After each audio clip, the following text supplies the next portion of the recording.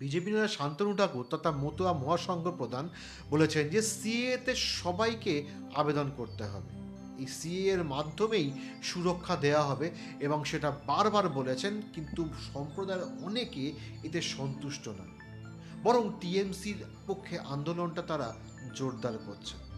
মতুয়া নেতারা চাইছেন কি, এটাই সবার কাছে স্পষ্ট না। মতুয়া সমাজ খুব স্পষ্টভাবে বলে দিয়েছে, যারা বহু বছর ধরে ভোট দিচ্ছে, রেশন, আধার, ভোটার কার্ড আছে, তাদের আবার অনলাইনে আবেদন করতে বলাটা যথেষ্ট অপমানজনক। তারা আইন করে সরাসরি নাগরিক হিসেবে ঘোষণার দাবি তুলেছে।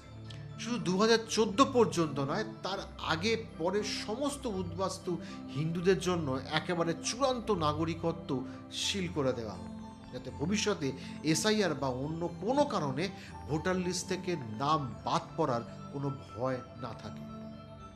তাহলে পশ্চিমবঙ্গের রাজনীতির সবচেয়ে বড় অস্ত্র কি জানেন? উন্নয়ন? আপনি বলবেন চাকরি, আর একজন বলবেন শিল্প। পশ্চিমবঙ্গের রাজনীতির সবচেয়ে বড় অস্ত্র হলো ভয়। কখনো বলা হয় সংখ্যালঘু বিপদে, কখনো বলা হয় হিন্দু বিপন্ন, কখনো বলা হয় এরা বহিরাগত, কখনো চক্রান্ত।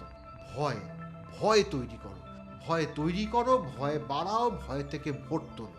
তবে এই ফর্মুলা কখনোই কিন্তু নতুন নয়, শুধু প্যাকেট বদলে